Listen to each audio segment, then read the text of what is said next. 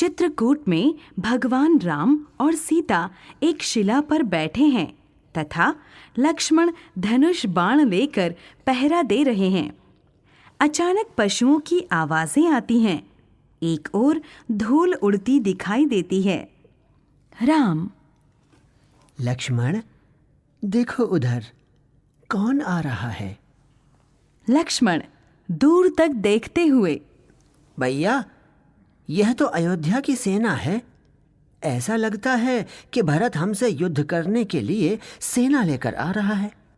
भरत, शत्रुघ्न, वशिष्ठ आदि का प्रवेश। पीछे अयोध्या के नर नारी आते हैं। भरत दौड़कर राम के चरणों में गिर पड़ते हैं। भरत रोते हुए, भैया, आप हमें छोड़कर यहाँ चले आए और उधर आपके विरह में सारी अयोध्या सुनसान हो गई है। हम आपके बिना जीवित नहीं रह सकते। भैया, अयोध्या वापस चलिए और राज्य संभालिए। राम, भरत, मुझे पिताजी का आदेश है कि मैं 14 वर्ष तक जंगल में रहूं और तुम अयोध्या का राज्य संभालो। भरत, पर भैया, पिताजी तो हम सबको अनाथ छोड़कर चले गए। सिसकियां भरते हैं। राम, लक्ष्मण, सीता एक साथ, क्या कह रहे हो? क्या पिताजी नहीं रहे? तीनों रोते हैं। वशिष्ठ, हाँ राम, तुम्हारे वियोग में राजा दशरथ स्वर्गवासी हो गए। अब अयोध्या सब तरह से अनाथ हो गई। एक तुम्हारा सहारा था, पर तुम भी वन में हो। भरत, भैया, अब वन में नहीं रहेंगे। हमारे साथ अयोध्या चलकर राज सिंहासन पर बैठेंगे।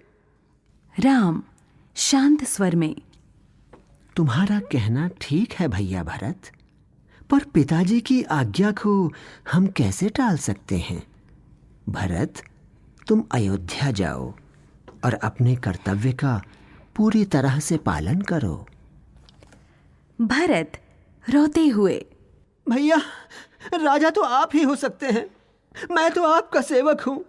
फिर भी आप जैसी आज्ञा देंगे उसका पालन करूंगा। मुझे अपने चरणों की पादुकाएं दे दीजिए। मैं इन्हें राज सिंहासन पर रखकर आपके लौटने तक राज्य का काम चलाता रहूंगा। राम, अच्छा, जैसी तुम्हारी इच्छा। अपनी पादुकाएं देते हैं। भरत पादुकाएं सिर पर रखते हुए, ये पादुकाएं ही मेरे सीताराम हैं। जब तक दोनों भाई और भाभी वन से नहीं लौटेंगे, तब तक मैं भी अयोध्या के निकट नंदीग्राम में वनवासियों जैसा जीवन व्यतीत करूंगा। राम और भरत गले मिलते हैं। सबकी आंखों से झरझर आंसू बहते हैं।